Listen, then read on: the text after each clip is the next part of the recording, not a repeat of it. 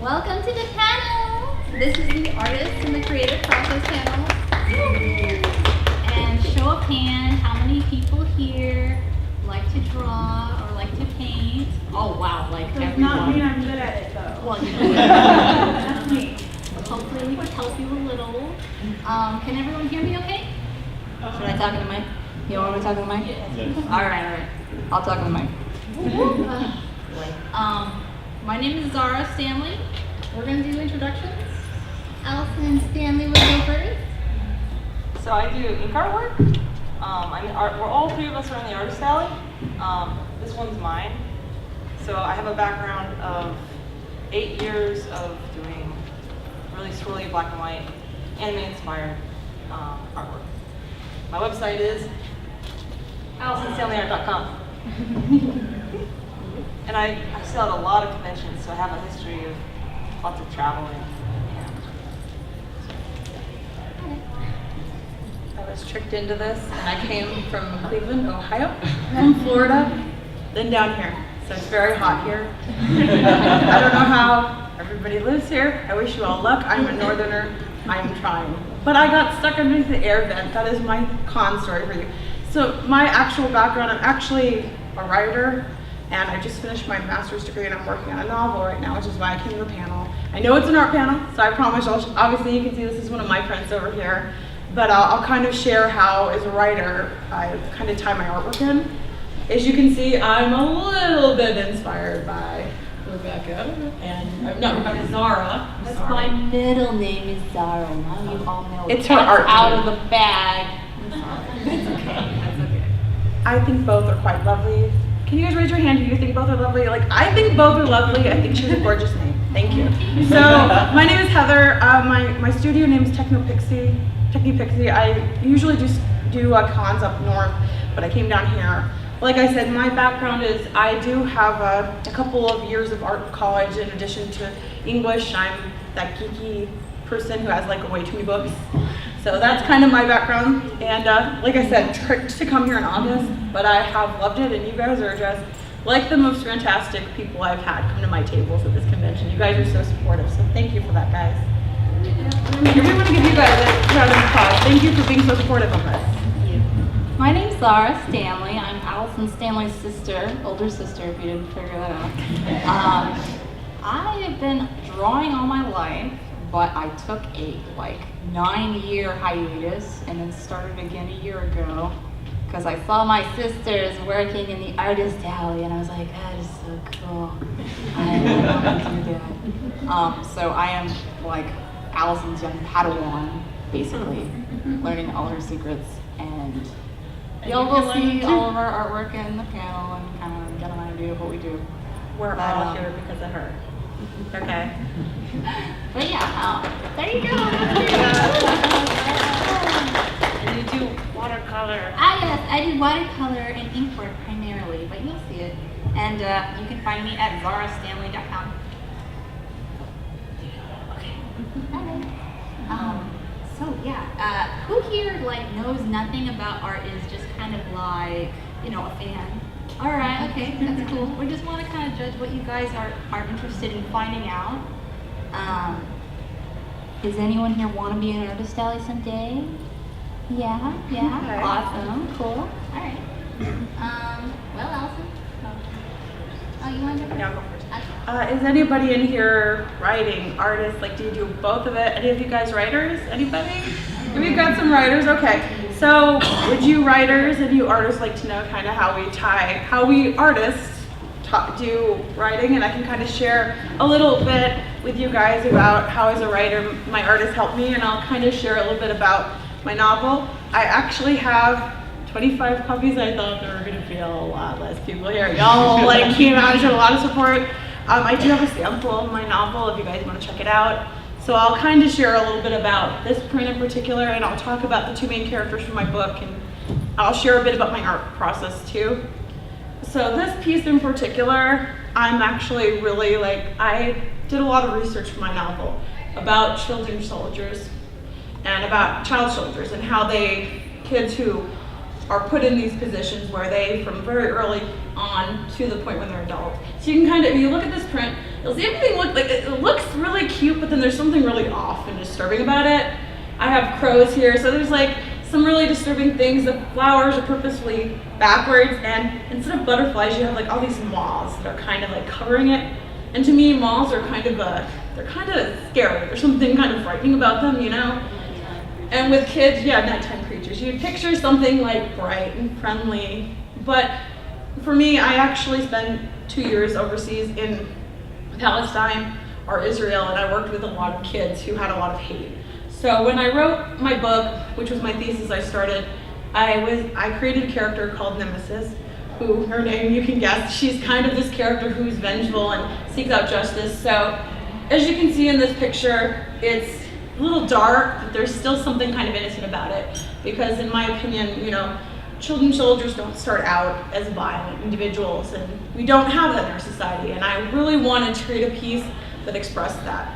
That, you know, people who end up in these, especially in this time that we live in, it's really complicated politically, and you know, we all deal with a lot of violence. I wanted to kind of present the innocence that we start out with to what it becomes, and talk a bit about that. And so this piece is especially meaningful to me because I did work with a lot of Palestinian students, and so this is kind of something I did for them. You can see we have books, but like I said, everything's like a little off in this piece. Now I'll talk to you a bit about how I made the piece. The piece was actually made with dip pen and ink, similar to llison. You can see her influence kind of in how I did the hair. And yes, I also, though I am her older sister's best friend and Allison's Padawan. So my mom's like, help me.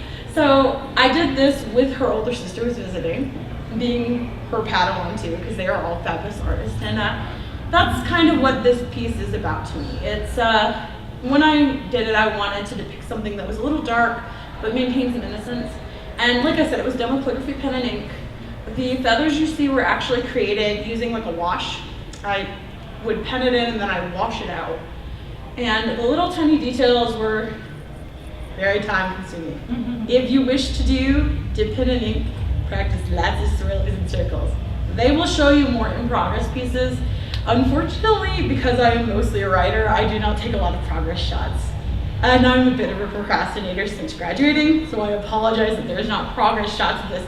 I was more like, if you're an artist, you might be like, maybe done before. And so that was me. If you will do Artist Alley, you will experience this.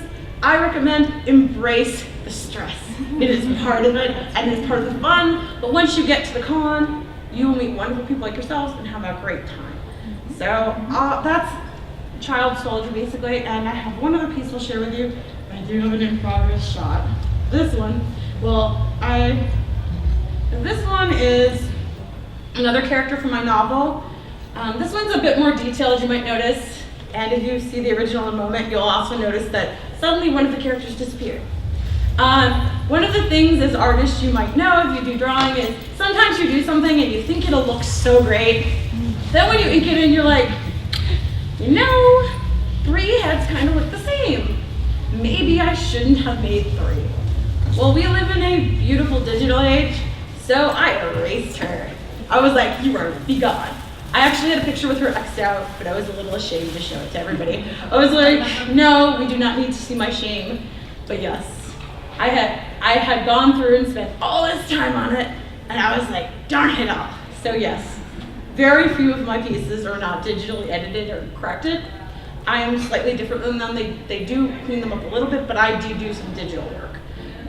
The way I usually do digital work is a little different than most digital artists. I don't draw in Photoshop or any of that. I actually do hand drawings, and all of my pieces are inked with calligraphy pen and ink, and then I scan it. Now, I share this because if you are going to do Artist Alley, and you happen to do marker work, because I didn't tell you that, but I'm a marker artist. I use Copics and watercolor markers. They do not, I do. I am not as skilled with them at particular things.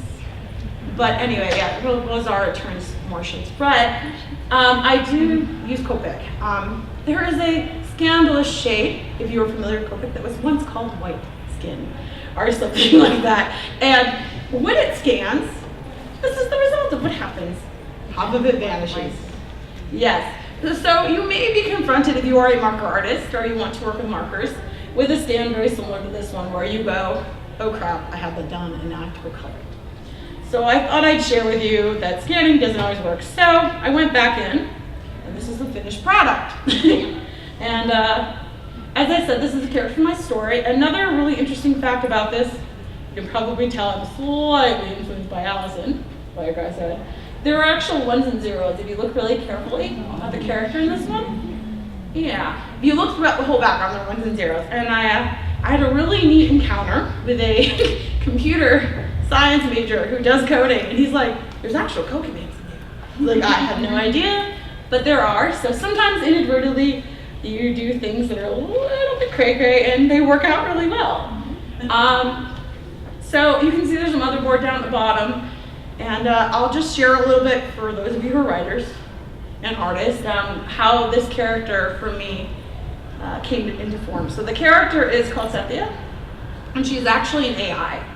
So she's an original character. She's slightly based off of a cosplayer I saw her. She just looked really awesome. I took a picture of her, and she was my reference. So I highly recommend if you see awesome cosplayers and they are willing, they make excellent subjects. If you are an artist, you know, you can ask them, hey, can you do this or this? Because you don't have to find a picture. They often do it for you. You know, so it's a great place in Artist Alley to actually get reference pictures. I highly recommend. And this was a reference picture from one of those fabulous cosplayers. She was Tina Turner. You might see a slight reference to it, a little bit. But the coding is in there for that reason. In the background, I just like the Zintango. That really influenced me a few years ago. I love Zintango, and I love the swirlies and the block kind of thing. So in this print, there is like a computer background to the left-hand side, and the character herself, her face is actually colored. You notice now she doesn't look like a ghost, but has lost half the color in her face. So she was digitally enhanced to be cleaned up a little bit. And she is actually a avatar or a digital personality for my story. And I'll just share like 2 or 3 lines about her. So this character was based off of a real girl in the real world in my story. The rich people can afford to actually digitalize their personalities. And what they do is they upload themselves into other people's bodies. So when they do that, they can get a brand new body. I mean, can you imagine upgrading? But unfortunately, they don't realize that the upgraded bodies are real people who they've taken out of this slums area, which is where Nemesis comes from. You might guess that's why she's kind of a bit of an avenger. She's like, I don't really like what you're doing, so we're going to defeat you, my heroine. Now, Cynthia is part of her code is part of her human code. The guy who created her hacks in, and he's able to get part of it. So she's a little different. She comes into awareness, and she says, this guy's been murdering me repeatedly in this game. This isn't cool, man. This is really not cool. So what she does is she decides, I'm gonna stick you in a server. You deserve to be in prison. She uploads him to a digital server, and it's called the aversion therapy server. You might be familiar with aversion therapy. It's if we do violent things towards you when you do what we don't want, you'll stop. For example, maybe you smoke or you have a bad habit like this. So every time you smoke, somebody stabs you with a little needle to let you know. Now, this is like that thrown in like 100 times worse. Instead of a needle, your brain is actually uploaded and you're put through your worst nightmares. And that is why you kind of see this character is kind of struggling. She's like, I don't really know if I'm human. Do I have a soul? Don't I? And so her creator kind of did something not really fair to her. So in this picture, you can see she's kind of dissolving into code. She's not really sure who she is. And like I said, I just thought it was interesting because I know a lot of writers are artists and we like to tie in our own work. So that is how my story kind of ties into my artwork. I'm gonna go man or table, but before I leave, I figured I'd take any questions and then let these 2 fabulous ladies take over. Are there any questions you have for me? Yeah. I love this idea. It's so nice. I would love to read it someday. Well, I have a free sample, so feel free to grab one. Feel free to follow me. My business cards are here. The ladies will have them. I saw another hand. Yeah. I was going to say, your idea is kind of reminded of this anime called Kaiba, and if you haven't seen that one, you should totally check it out. Oh, that's awesome. I think you would like Yes, it. my writing has been very much compared to Kaiba kind of things, because I have a lot of anime background, so I do have a lot of anime kind of ish style. So, are you self-publishing or? I am currently in the process of remotivating myself. I will share a sad story with you about me and a fellow artist. You might be here, but do not lose faith because you'll have fabulous friends around you to support you. I recently graduated from my graduate school with a master's degree in writing. Yes, I survived. I'm a survivor. That's what I like to say. So you will survive too, whether you're in high school or college. You can be a survivor. And when I graduated, I worked on this thesis. And I edited it. Zara is a fabulous editor as well as an artist. See, that will also happen. Forewarning, you will lose word speaking ability as the days go on. So, yeah. That's kind of like, we were really unmotivated. And my friend goes to Sheridan. Their older sister is my best friend. She goes to Sheridan. She came to visit me and she's like, we're gonna inspire each other. We sat there the whole week going, oh God, so depressed. Writer's block, artist block. Do not lose faith though, because I recently came down here and was able to start writing again. So to answer your question, I am aiming to be done by next summer. And I'm kind of hoping, because I would really like to come back. Love Texas, except for the heat. Love the people though. People great. Heat not so good. Better cold. But I will be back, I hope. And I hope at that point that I will either self-publish or I'm hoping to go through a publisher. But if I'm not able to go through a traditional publisher or self-publish, that is another panel altogether, people. Publishing is like a whole thing. But do not lose faith. It is a whole another thing. Any other questions? Yeah. So this is kind of on the topic of writing your story. So when you find that you're stuck at a part of your story, do you try to push through it or do you write at a different point in the story? Because that's what I'm struggling with. No, it's fine. It's fine. I mean, we're all artists, whether we're writers or we're artists, you know? So I'm happy to share. I find I am really bad. Okay, do not do this. I write out of order. Then what happens is I actually have another novel. She might show you a fabulous novel she made for me. For my fantasy story, I have 3 books that are a third done.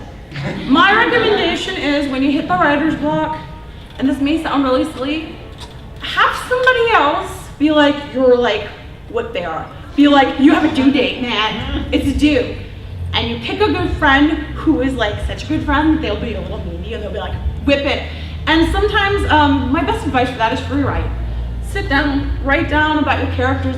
You can do webbing, like you do for when you do papers. You can web out a character design. You can actually use tarot cards to come up with ideas. Webbing is when you write like the character's name and then you just kind of write like a list of different ideas around it. Like you a know? thinking map. Yeah, just like a thinking map. That'd be my advice. I mean, just don't stop writing, or else you will end up like me. It's a very bad idea. So that would be my best advice. If there are any other questions, I'm happy to answer. Anybody else? I'm seeing. Okay. All right. Well, I'm going to say goodbye to all you lovely people because I'm going to go man our table. But thank you guys for your questions.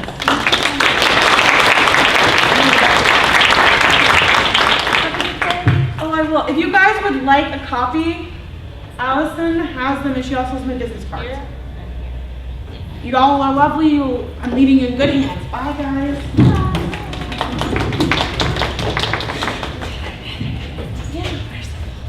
It's in the. Oh, maybe I'm not leaving yet. Hold up. The folder is right there. It's right there, Allison. I'm not gonna leave you.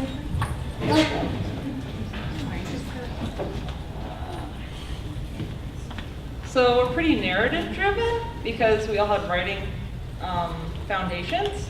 So with all the artwork, we're usually starting with our own concept of our own characters and stories that we're writing together. So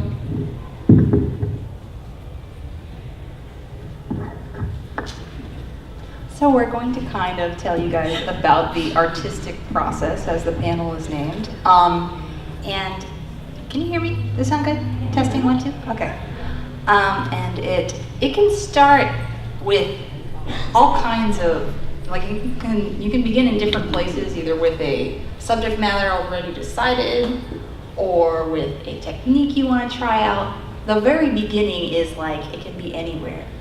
Are you going to describe how this piece Personally, I begin with my narrative. This is the final piece. I'll start with like creating a little inspiration board in Photoshop where I'll mash together pictures that I'm thinking of that have a general mood, and this can be really good for getting my brain to start turning.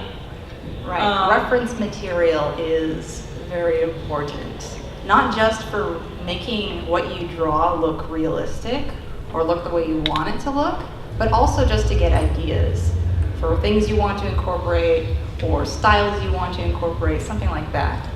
And making this kind of Pinterest board is one way that artists kind of combine their initial ideas together so they can look at it all at once as they're drawing. And so sometimes it's music, and other times it's pictures or certain way things move. But I'll try to surround myself with as much inspiration as possible. Oops.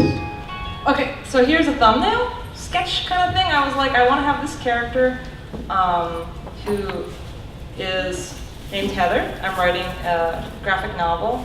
It's called The Ice Giant. It's about a human girl, Heather, who goes to the planet Uranus and teaches the aliens there to appreciate life. So I wanted to illustrate this moment where she's meeting the alien. The alien's name is Myrdyne. She's kind of like an ocean creature. And so she's giving her a flower from her garland. So I knew I wanted to capture that moment where she's sort of like, this is what Earth has to offer you, and I happen to have on me and I can give it to you.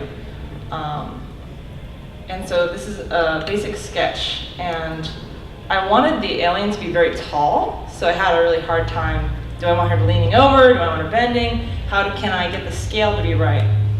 So this is like the second sketch, and you can see in the top right corner I have like a tiny little version, which is a thumbnail, which is really useful for helping you think in a large format. It's good for composition. Yes. Composition is kind of the way everything is laid out on the paper and how your eye moves through the picture. Some artists will draw lots of thumbnails for one picture before they even begin. I'm like, I'm gonna do 10, and pick the best one. Or sometimes you're like, there's something wrong with the way this is turning out. I'm going to try just making some alterations in thumbnail format to see where I want it to go.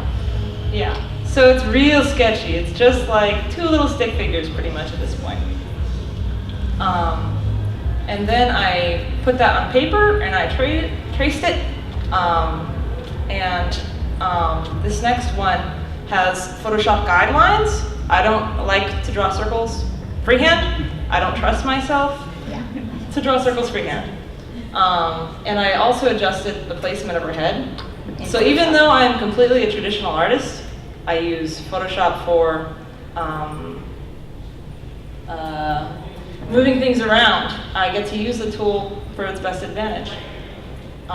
This is all done in pencil, and I'm working on printer paper, just super cheap. I just want to get the ideas down. I'm not worried, I'm not showing these to anybody. That's what I'm thinking. Until now. And this is the final.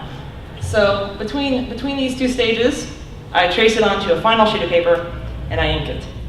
I usually ink by starting with a bounding box, and then I work throughout the piece. This is a recent piece I did. It started off with, again, sketch of I want a girl admiring the snow. Lots of snowflakes. I could have big snowflakes, I could have small ones, I could have a moon. That's all I got, right? I collect my inspiration board at that point and go wild. So here's a sketch where I'm pretty much figured out most of the general format. I'm a little unsure of her dress, so I tried a variant.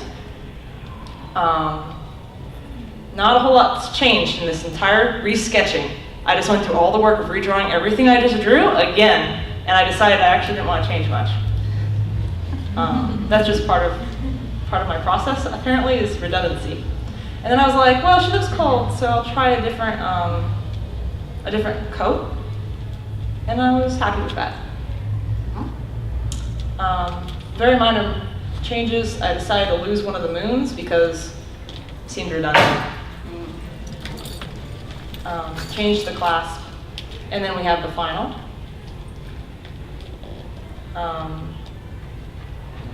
Yeah. You could kind of see Oh, how... not the final. Okay. So I brought it into Photoshop. I erased a bunch of the stars in Photoshop. I said, this isn't looking right. I need to try and get it more punch. Another way I can use Photoshop to predict what it will be like before I actually do it on the paper. And then that's the final. That's the real final. That's just, I add my website before I really call it finished. These were some of the inspirations for that piece. This is Key-Nielsen.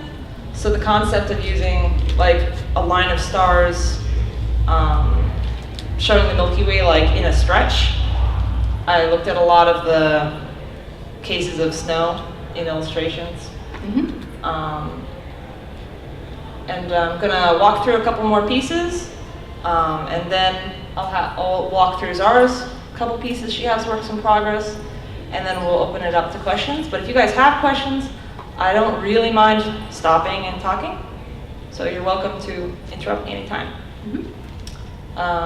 This one is called Sweet Water, and I wanted, again, this is the character for my project I'm working on. So she's on the planet Uranus, so I needed backgrounds that didn't have any life. These are stalactites and stalagmites, and she's cupping the water, and just like, wow, this is really nice moment here. A lot of the stories about that, appreciating the little things. And so I knew I wanted her cupping water and stalactites. That's all I got in the sketch. And I considered adding like a snake in the water. Later didn't go with that, but you can see some of the general idea there. And again, little thumbnail. I was like, tastes sweet. When you're sketching at the beginning, you really don't need to work on rendering it out perfectly, because it's kind of like you're just brainstorming. The first sketch is just to get your ideas down so you can think about them, just to get it out of your head where you can see it. So that's just something to remember. Yes, definitely. Here you can see I was like, I could add the snake scales just as a pattern in the water. Didn't keep them, but there's some thought processes going on there. I wanted the stalactites coming out of the water almost to look like, no, those are stalagmites coming out of the water, almost to look like little characters floating, almost like they're alive. And then I did a couple different thumbnails to see what I'm thinking to help me process it. And I ended up going something pretty similar to this one. And it has all the elements that end up in the final piece. You'll notice at this stage, all the elements. It's got the stalactites, stalagmites, the girl, and the lots of bubbles. Okay, now we're at the me doing a proper sketch in pencil, planning it all out. All the ideas I just depicted in this thumbnail, I now have in this sketch. Now this process we're going through is Allison's process, but of course there are all kinds of different ways to go about doing this. But this is just one that you can take ideas from it or leave some and try different things. Continue. So up next, I lowered her and added some stalactites and flushed things out. And then I was like, it's a little tilted, so I'm turning them in Photoshop. This is I actually printed out this and I overlapped it in Photoshop with my thumbnail of the value study. The value studies help you figure out what areas should be dark and what areas should be light. So when I actually start inking, I'll know what I'm doing. So this is a compilation of the two images. My thumbnail was done small, but I blew it up and I printed that out and then I traced that. This is an example of me adjusting her position of her legs a couple different ways, because sometimes things aren't just quite right, and so I'll practice on a different sheet of paper. By the end of this, I have like this much paper of sketches of things I did wrong, and I have one final image that's really pristine. It doesn't have anything wrong with it. Allison's a little bit of a perfectionist. What? You're a little bit of a perfectionist. I'm definitely a perfectionist. This was a study for her dress, to try layering it so it looked more natural when it was folding. Cloth is a pain in the neck, as any artist knows. Some of us enjoy Also cloth. enjoy, but also a challenge. The bounding box here is done in Photoshop so that I can draw a proper rectangle. Never rely on a ruler in drawing your own rectangles. They're never going to be correct. You'll try drawing it, and then you'll look, and it's actually slightly angled. So, yes. I figured out all circles, squares, right angles, it all needs assistance, personally. This is another example of, I put the value study over it in Photoshop. You can barely see it on there. It's just sort of giving me, like, I got all this information of these decisions that I made, and now I'm layering them on top of each other so I can see all of them. Sometimes you just have to see it, you know? You have an idea of where you want to go, you're like, I don't know if that'll work or not.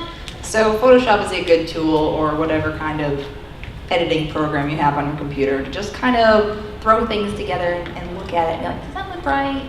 Yeah, I think that looks right. I'm going to do that. Yep. This is all penciling. Now I'm inking.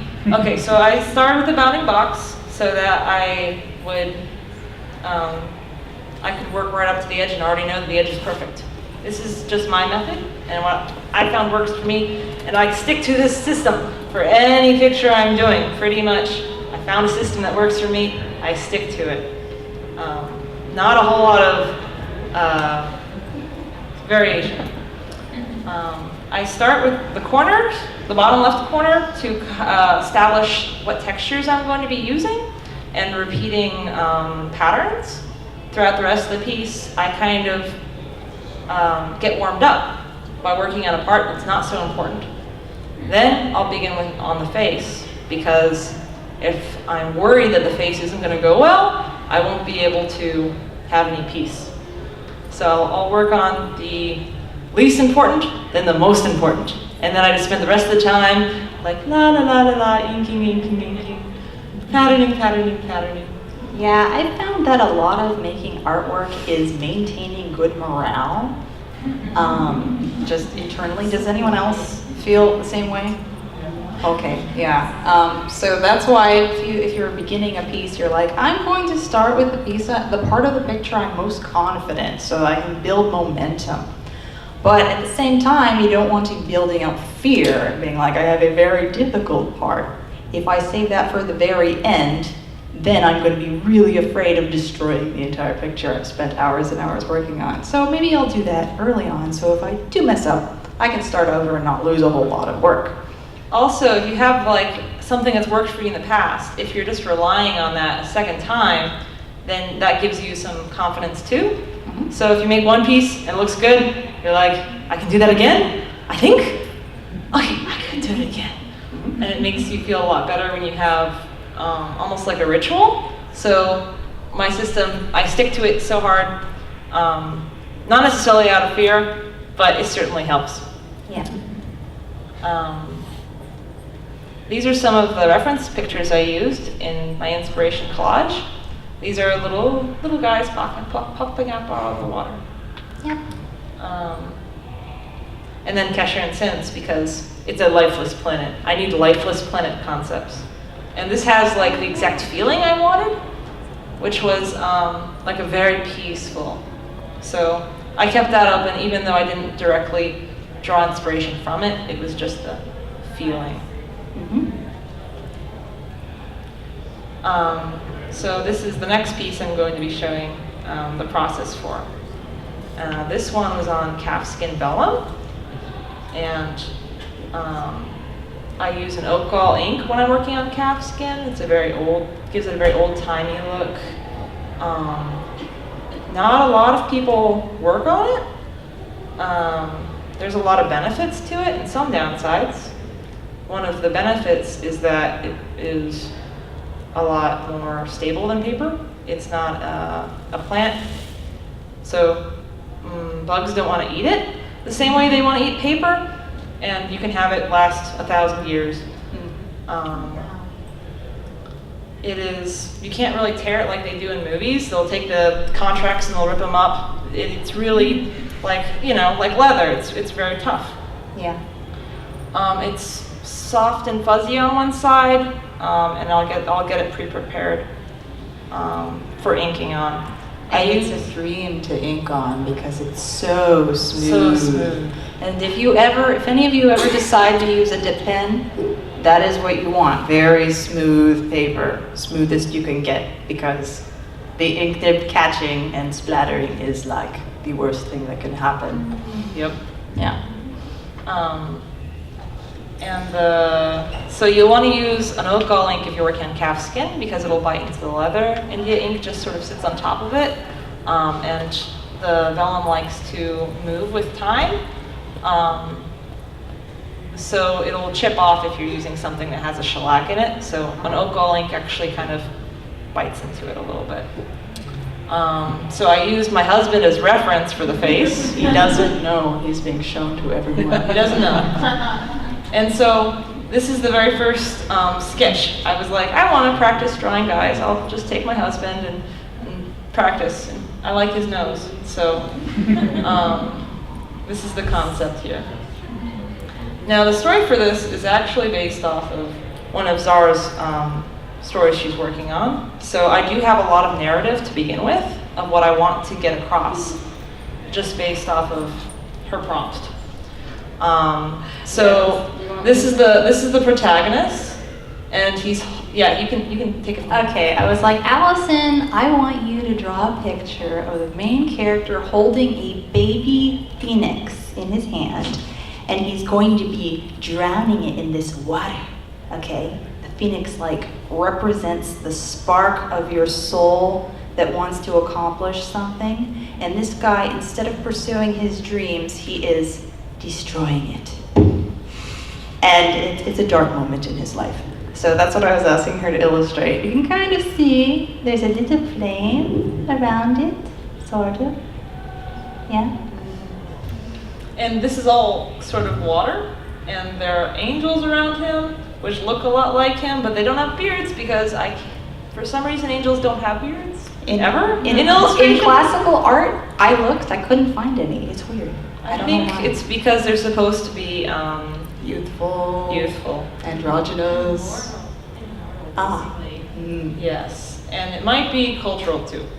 But I didn't give him a beard, even though he has a beard in this picture. All the words are They're Latin. they're Latin. So it is. What is this? Lord save me. No, I think it's Lord here. Oh Lord, hear me. Domine Yes. Saudinos. And then it's he's saying pour water on the offering. Yeah. Holocaustum is like Holocaust. It's the offering. It's a burning thing. And this is just repeating it. And then he's saying do it a second time. So secundo.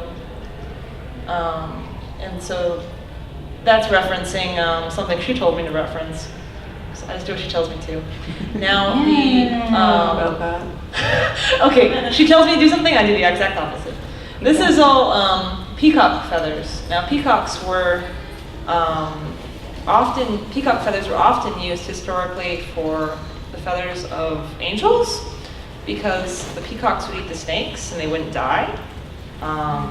So I wanted to draw from a lot of medieval inspiration for this one, partly because I was working on the calfskin and it has such an, what's the word? That's what was used in illuminated manuscripts, which this is kind of mimicking a little bit. Yes.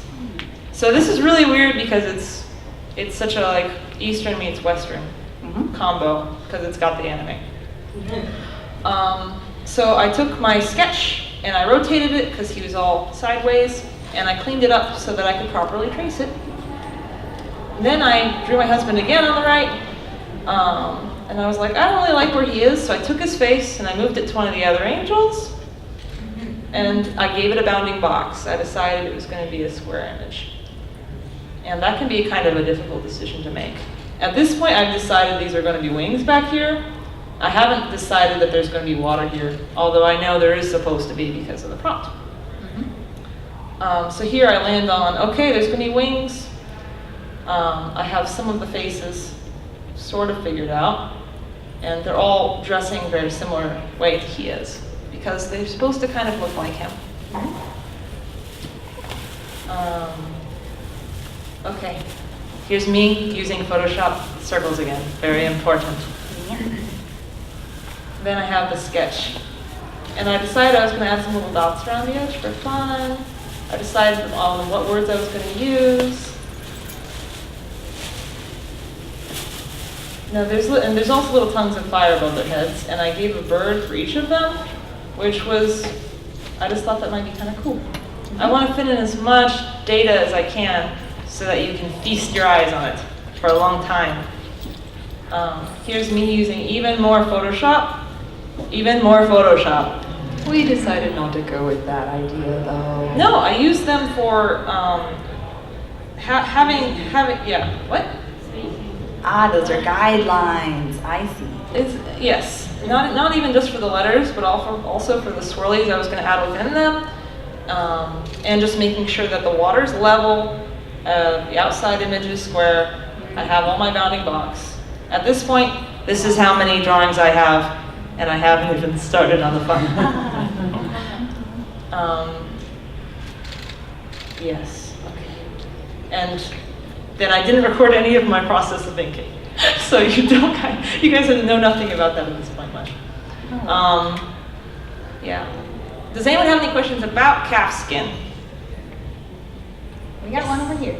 How do you get the initial sketch onto That is a good question because it's thicker than paper, so it's very hard to trace it. But I use a light box, and I just have to flip back and forth.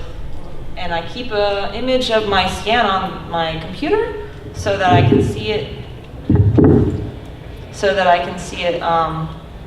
When I'm looking down at the light box and back up to the computer.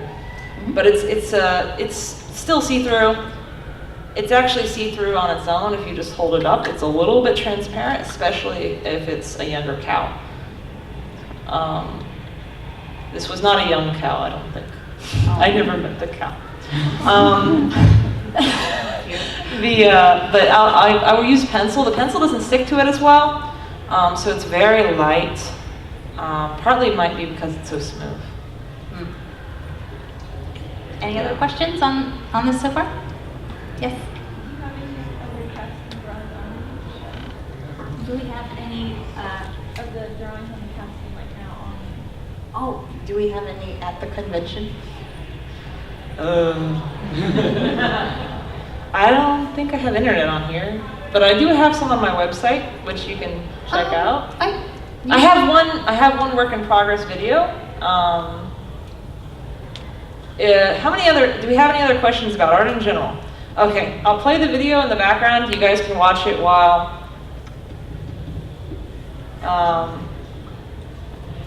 Yes, I'll take your question. What type of pencil would you consider best in your experience for sketching? For sketching? Yeah. Oh, it's really up to you. There's all kinds of different methods for sketching. But I personally just use a mechanical pencil because I don't like going back and sharpening, and I'm so line heavy and I use very thin lines.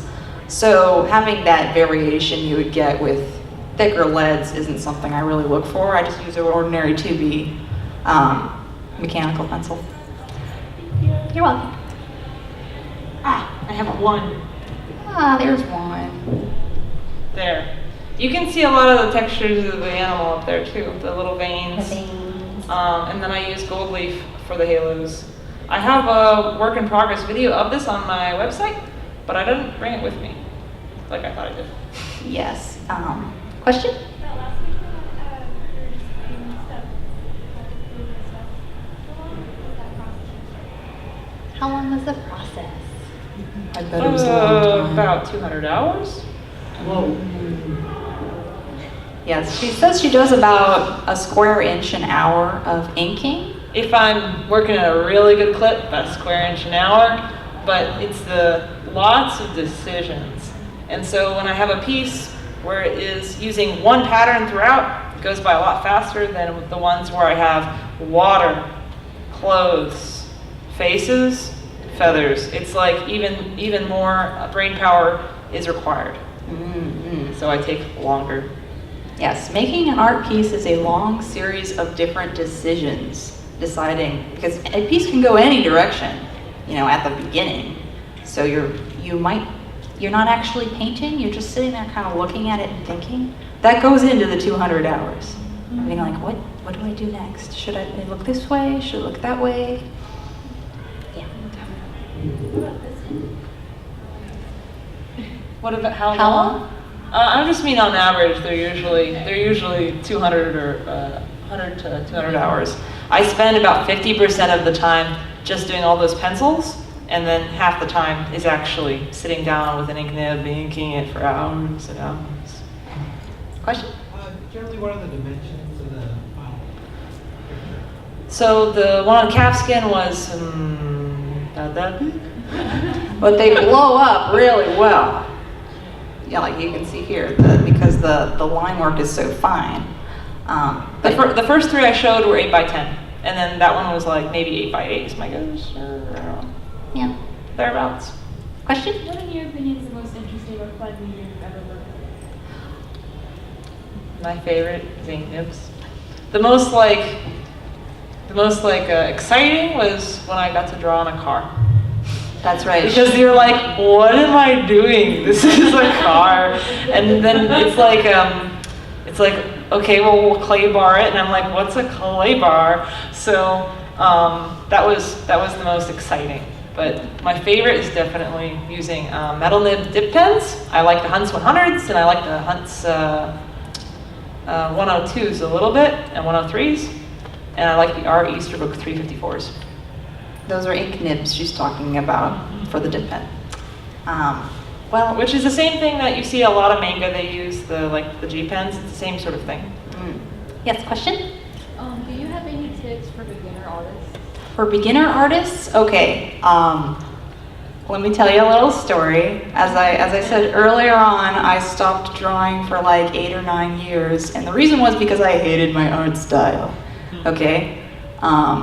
I had all these high expectations for myself. I'd been drawing all my life. I was like, I should be good by now, right?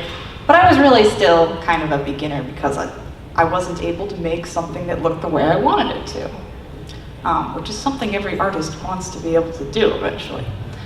But I found a thing that helped me break out of that when I started doing it again was lowering my expectations. I was like, okay, I'm going to pick up watercolors. I've never used watercolors before, but I see this cute, rainbow nebula tutorial on Skillshare. Okay, I think I can do a rainbow nebula. That looks cute and colorful. I'm gonna try that. It doesn't matter if it looks good or not because I'm a beginner now, right? So a lot of it is mental. Just being like, it's okay just to play and be like, it doesn't need to look perfect now. I am just playing around. If it looks good, excellent. I will hold on to what I learned doing that worked and repeat it again. And if it doesn't look good, I forgive myself and I'll just do another one. Another thing that helped a lot for drawing was doing master studies. That's where you look at a master artwork. It can either be a classical artist or it can be just someone you like on DeviantArt, looking at their work and sitting there and drawing it exactly the way they drew it. And tracing is good too. Tracing is a legitimate way to learn. Very pro tracing. Yes. Very healthy. It's not for the actual published work, but for learning. Very good for learning. One thing I'll tell you about Da Vinci. We have 2 copies of the Mona Lisa because Da Vinci had a student who copied it. And we're very grateful for that because the Mona Lisa itself is kind of disintegrating because Da Vinci used rather strange methods. But his student used the regular methods and it lasted a lot better. We can kind of see what it looks like. But the point is, that is how great painters have always learned how to paint, by basically directly copying their teacher. You copy and you learn the brush strokes and you learn the kind of methodology. Okay, you do these lines first. Yeah, that makes sense. And once your hand learns it, you now know how to repeat it on your own work. So that is what I would tell you. Master studies and lowering expectations. I would say that if you're a beginner, don't get too stressed out feeling like you have to be good at everything. Mm-hmm. If you're an artist and you can't draw backgrounds, or you can't draw boys, you can only draw girls, or you can't draw people, you can only draw mechs. It's okay. That's right. And you can even be a very experienced artist with a very narrow skill, and that's okay. So don't feel like you need to be a master of everything. We have another question. When you draw faces, do you work from the inside out or start from the outside and go work on the inside? Personally, I draw the facial outline first because that's just the way I do it. I feel like that kind of gives you an idea of where everything goes. But you can do it either way. My other sister, Electra Stanley, who you may have seen in Artist Alley, who does She does the eyes. She starts with the eye, and then the nose. one eye with a very and then long the eyelash, eyebrow, then the mouth, and the other eyebrow. and it all grows out from the eye. Just Wow. the entire picture. Okay, there's whatever works for you. I am also I do the jaw, and then I'll do the eyes and everything. But sometimes you start by like drawing a circle and kind of being like, the head is gonna go here, and then I'll draw the body, and then I'll be like, okay, let's fill this in. There's just all kinds And of ways. I'll move the head in Photoshop to have it be a right place in the body afterwards. I saw a hand over here. Have you ever done like art on wood? Have we ever done art on wood? I have done wood burning, where and I'll actually have a little pencil, where I want it to go, and I'll get my iron and do it. It's not that different than inking. It's kind of like using a pencil, really, because it's line oriented. Wood burning, you have this like burning tool that you draw with. She did some frames that way. How do you work with shading, if you don't mind my asking? Or have you ever? The same way you I didn't have to deal with shading because I wasn't shading anything, but I did fill in large areas of black, and you have different tips that you can use, and so that means you have different options of filling in the black. So you can like have a series of little dots to fill it in, or you can fill it in with lines or swirlies. You have a lot of options there, but I didn't do any proper, shading. And I don't in my inking, so either. Well, you do shading with your inking. It's just the shade is not created by a lighter tone. It's created by having the black and white alternating on a small scale, like with stippling or with a pattern that is kind of half black, half white, something like that. You would do the same thing because it's essentially creating lines. I have a question up here. So if you wanted to get art supplies, but you wanted to save money, is it acceptable to maybe get stuff from either the county store or Walmart or places like that, or do you have to go to the craft store to get something good enough to, make art on, or like your final copies and all that? Art supplies don't always have to be expensive. It depends on what they are. It just depends on the supply. I do get things on eBay from time to time myself, but I would say YouTube tutorials, not tutorials, but like videos of different like kinds of art supplies are your friend. You want to see like how it works, whether or not it's going to work for you. Reviews. Reviews, yes. You want to look at reviews because it is really annoying when you're trying to make this picture and you're fighting with your art supply. Like I do watercolor if I'm trying to paint and the paint doesn't have enough pigment or something like that, and I'm just, why didn't I buy the more expensive paint? I would be able to get the color I want instead of trying to layer, something like that. So if you are going to run into that problem after you research whatever you're interested in buying, then you're going to have to go for the more expensive stuff. But if you're like, hey, I looked at reviews for this and it's cheap and I can afford it, then go for it. One more question. In general, with art supplies, make sure whatever you're using that it's light fast if you can get it light fast. Light fast means that it won't fade if it's hit with light or with sunlight over time. And if it is light fast, if it is very light sensitive, make sure you don't. leave it somewhere where it could be exposed. All of like Copics, for instance, they're alcohol based. I don't believe They are not light fast. yeah, no. they're not like that. But if you intend to only make reproductions of your work and you don't really mind what happens to the original, then you don't need to worry about light fastness. Yes, your question. Sorry, yet another question. Do you know a cheap alternative to Photoshop? A cheap alternative to Photoshop. Yes, I sent it to my Photoshop 5. Yeah, you can. I use a very old version of Photoshop. Just find a digital artist in the artist alley and ask them, and they probably know. Yeah, there's, I know of like a lot of different ones out there, and I can't attest to them because I haven't played around. When I first got started, I liked Corel Painter when I was a digital artist ages ago. On your note, GIMP, graphic interchange manipulation. Yeah, I Pretty think so. program. You're right. And then if you're looking at Illustrator, Inkscape is an alternative to that one for vector arts. Thank you. Mm-hmm. Very good. We don't have any files. You don't have my files. What? I thought they were right we did not here. copy them. My files? No. What? Aw, you guys don't have my files. Aw. But who here has seen her table in the artist alley? It's So you amazing. have a general idea. She uses a lot of watercolor. So you gotta talk without any kind of visual aid. All right, I'll talk without any kind of visual aid. All right, well, I'm still learning. As I said, I started doing watercolor about a year ago, so a lot of the time, my next piece I want to do, this is something you might consider trying, is just for the purpose of learning. For example, I'll decide I want to learn how to use 2 colors instead of just 1 monochrome. That's something I'm doing. It's just an example. Then that might just be a basis for a piece. I'll pick out 2 colors and be like, okay, we're gonna. This is like our prompt. Limited palette. Sometimes giving yourself a prompt is just a good way to kind of get ideas flowing.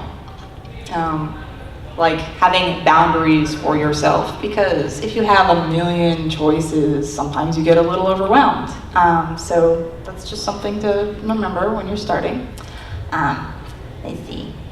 How are we doing on time? We are running out of time. Josh, we got 5 minutes. Ha ha ha. Okay. All right. Well, my method really is pretty similar to Allison's. It starts off with brainstorming, which you can do in lots of different ways, like perhaps with a word. And you just write down different words on a piece of paper to kind of be like, I want to draw this, and that's related to these words, and you're just kind of coming up with ideas. I mean, there are a lot of different ways to start. Or you could be like, I'm gonna just draw some watercolor swatches and doodle on them with different media and see, I like how that looks with maybe white ink on it or something. I like how that looks, just testing out things. And then you can think, I'm gonna take that thing I just did, that play I did with my artwork, my art supplies, and take that and use that in a final piece. I'm just giving you guys some ideas here. Let's see. Yeah? Do that. You talk about that thing where you do the wash and you're like, oh, this. Oh, yeah, that's another thing. Going back to Da Vinci, I was reading his memoirs. One thing he used to do when he was coming up with ideas is he would stare at a wall. Imagine a Renaissance wall full of weird, not these walls, but it's got all kinds of textures and things. He would stare at it until he started to see figures appear or started to see scenery, and then he would kind of sketch it and be like, yeah, that's what I'm gonna do. That's something he recommended as a way of starting. So one thing I like to do is make a watercolor wash that looks really chaotic and abstract. Leave a little white space for maybe something representational later. I don't know what yet. But a blank page can be a little intimidating, so sometimes starting off with something abstract that you can then go back and paint on top of is a way to get ideas flowing and get yourself going. So I will often do that. Start off with the wash and then stare at it until a figure emerges in my mind. and then take tracing paper and put it on top of it so I can still see the image underneath, and start to sketch different figures or different forms and be like, okay, yeah, this will fit here. This will integrate with that weird blue blob that was created by the watercolor earlier. I think that blob kind of looks like a dress. I can turn that into a skirt. Yeah, that'll work. I use a lot of tracing paper. Allison just uses a light tracer whenever she's transferring from one sketch to another, but I prefer tracing paper. There are lots of different ways you can do it. And then I'll transfer the sketch to the actual paper and ink it, paint over it, and continue until the piece is done. So that's another method. Instead of starting off with a sketch, sometimes you can start off with something else on your paper. That's just an idea. We are like almost out of time, guys. Do we have any other questions? Yes? How did you start selling your art? Allison, how did you start? Wasn't it? With the San Japan Art Show. It That's was right. 2008. I sent in 2 pictures, and I had them printed at Office Max for $2, and it was an auction, and it sold for $80, and I was like, this might be an option. So from there, I attended Anime Expo. It was my second time going to a convention ever, and I said, this sounds like a fun, spontaneous thing to do.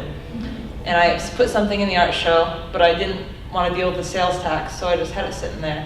And I got to watch people look at it, and that was very satisfying.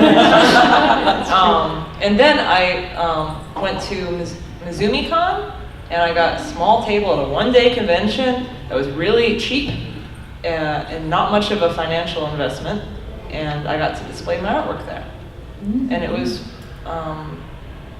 very successful.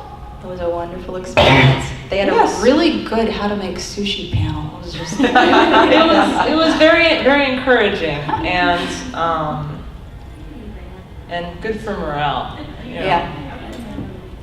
I am more than 50% of my income. Yeah. Any other questions? Yes? This is kind of just for curiosity. Do you guys like listen to anything or have something in the background on while you're drawing? I listen to music because I can't really focus on anything with like a podcast while I'm drawing. My mind can't divide that way. Drawing music, but when I'm inking, I can listen to podcasts. I can listen She to can TV shows. watch I can listen to movies with audiobooks. subtitles. I don't know. But yeah, music that will inspire an art piece is definitely a good idea. Sometimes I'll make a playlist for a specific piece and be like, this sounds like what I want to create somehow. Like Getting into the headspace, and sometimes it helps if you work in a consistent space. If you like have a ritual, a pre-drawing ritual, it can get you in the mood. Some people will have like a candle that they light on just whenever they're drawing to trigger their brain to go into drawing mode. Wow. Whatever you can get yourself to enter into that headspace. So music is definitely good for that. Any other questions? Hello. So while y'all are working, draw a little bit. Of course, you always try to work top left to bottom right, just right-handed, and work down. That way, my hand doesn't go and getting ink everywhere. Right.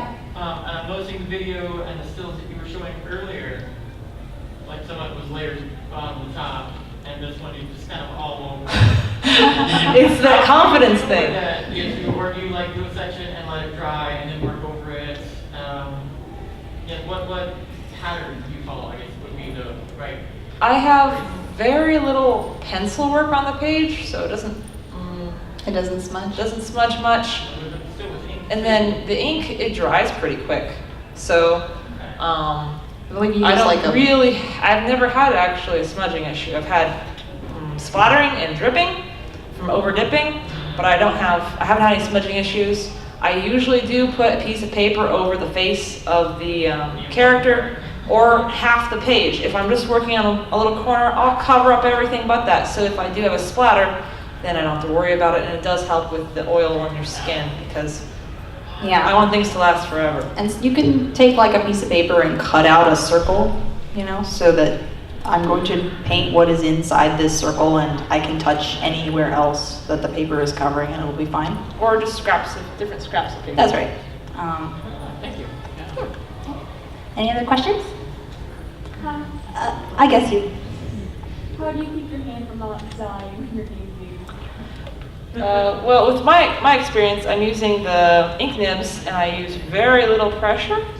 So it doesn't it's not like writing in school where your hand gets real worn out with the pencil where you're pressing hard. It's like the slightest little most delicate touch. And then I'm having to stop every 2 minutes or less, like every 30 seconds, to clean the nib and redip. So it's not like the same repetitive motion. I actually have time to break it up, which is good because then I can also rest my eyes, and it's bad for productivity because half the time you spend working is redipping. But it's very, I haven't had any carpal tunnel yet.